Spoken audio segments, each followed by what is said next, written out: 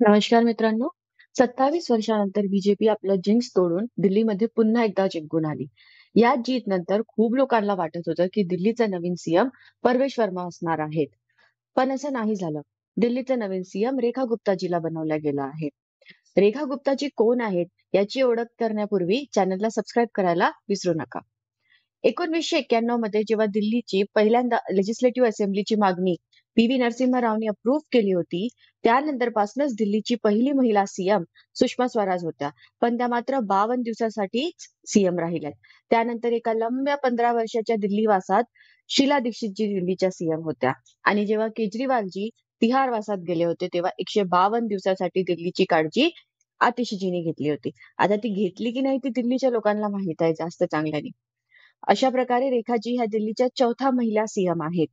मला तर खास काही कळलं नाही की परवेश वर्माला सोडून बीजेपीने रेखाजीला सीएम का बनवलं. आपल्याला माहिती असणार तर कमेंट्समध्ये नक्की सांगा. रेखाजी त्या काही पर्सन मधनं आहेत ज्या वर्षी एमएलए बनल्या त्या त्याच वर्षी सीएम पण बनल्यात. याच्या व्यतिरिक्त फडणवीसजी पण असे होते आणि आपण बघितलंय की त्यांनी महाराष्ट्रामध्ये किती चांगलं काम केलं. जेव्हा ऑपोजिशन मध्ये आतिशी सारखं कोणी असतं ना, तेव्हा रेखाजी सारख्या कोणती फिमेलला ऑपोजिशन मध्ये ठेवणं पण इम्पॉर्टंट आहे. कारण की आता होपफुली आतिशीजी फिमेल कार्ड्स तर कमीच खेळतील. रेखाजी प्रोफेशननी लॉयर आहेत. पण त्याआधी त्यांनी आपल्या करिअरची सुरुवात दिल्ली युनिव्हर्सिटीमध्ये स्टुडंट प्रेसिडेंट बनवून केली होती. त्यानंतर त्या भारतीय जनता युवा मोर्चाच्या सेक्रेटरी पण होत्या.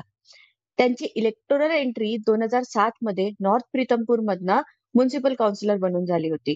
त्यानंतर जेव्हा 2022 मध्ये दिल्लीमध्ये आपची सरकार होती, तेव्हा त्या शालिमार बाग मधनं एमसीडी इलेक्शन्स पण जिंकल्या होत्या. यावर्षी दिल्लीमध्ये महिला वोटर्सचे आकडे बघितले तर ते 60.92% आहे, जे पुरुषपेक्षा जास्त आहे. कारण पुरुषांचे मात्र 60.21% आहे. तर मला असं वाटतं की कुठेतरी महिलाला प्राधान्य दिलेलं आहे बीजेपीच्या सरकारने. तसं यावर दिल्लीची एक्स सीएम आतिशीजीचं काय म्हणणं आहे ते बघूया. त्यांनी असं म्हटलं की रेखाजीला सीएम बनवणं ही खूप प्राईडची गोष्ट आहे. कारण याच्या व्यतिरिक्त कंटिन्युअसली फिमेल सीएम फक्त वेस्ट बेंगॉलमध्ये राहिलेल्या आहेत. तसं मला पर्सनली परवेश वर्माजीसाठी थोडं वाईट वाटते. कारण दिल्लीमध्ये असताना केजरीवालजीला न्यू दिल्लीच्या सीटवरती हरवणं हे खूप कठीण होतं. ही तेवढी काही सोपी गोष्ट होती नाही. आणि आता परवेश वर्माजी डेप्युटी सीएम म्हणून राहणार आहेत. आणि विजेंद्र गुप्ता, ज्यांना आपच्या सरकारने असेंब्लीमधनं ड्रॅग करत बाहेर काढलं होतं ना, आता ते त्या असेंब्लीचे स्पीकर असतील.